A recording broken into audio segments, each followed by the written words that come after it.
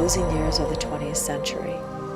Scientists and researchers from different countries began to use technical equipment to get in touch with the other worlds, the worlds of spirit. Hi, I'm Mark Macy.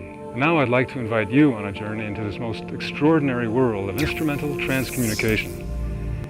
In 1982, George Meek held a press conference at the National Press Club in Washington, D.C. We want the whole world to know that there is electronic proof that death is not the end of life. The dead are still very much alive. When an American scientist named Waldemar Bogaris took a trip to the Russian Far East in 1900 to study the customs of the Chukchi tribe, he observed a spirit conjuring ritual. The shaman beat a drum faster and faster. Startled, Bogaris heard strange voices filling the room, and following the wishes of the shaman, spoke into the horn of the phonograph. In church one day, an altar boy saw Father Landel communicating with a small box. The priest would speak into the box, and it would speak back. Father Landel was reluctant to share details of the box with anyone, as the church disapproved of spirit communication. However, the reports of the altar boy were officially entered into church records. Today, we regard him as one of the first ITC researchers on record.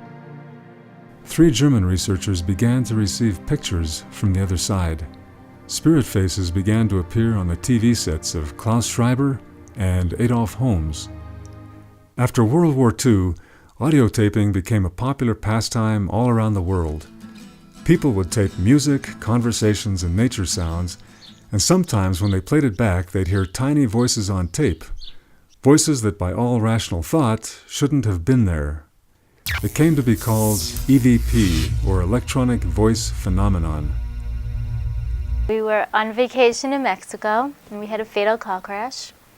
My son died and my daughter was critically injured. Someone had told me as we were speaking about paranormal pictures, and she said, you know, if you talk into a recorder, someone might answer you, and you might be able to talk to your son. So my first reaction was, this can't be true.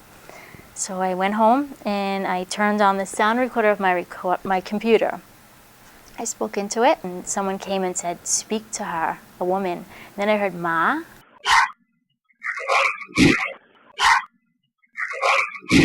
And then I knew after that. After that, he talked to me all the time.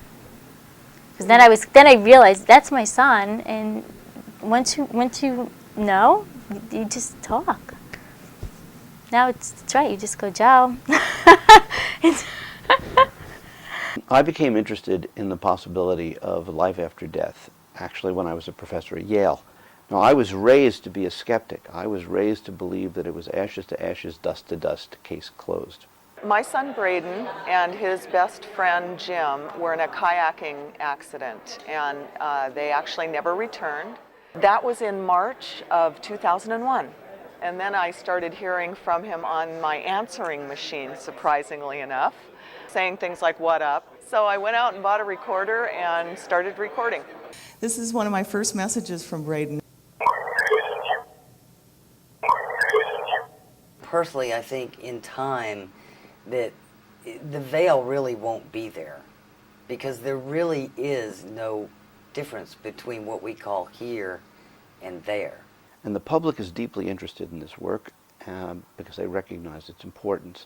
Because with the increasing visibility in television programs, in movies, in radios, in magazine articles, and so on, it's only going to be a matter of time where the scientific community is going to have to address these questions. You may have a hard time reconciling these contacts in your mind, and I can't say that I blame you. Not so long ago, I would have assumed it was all an elaborate hoax. But these miracles have been experienced by researchers, scientists, and everyday people from all around the world and from all walks of life. And we hope they might inspire you to open your mind, as they open mine, so that you can consider the possibility.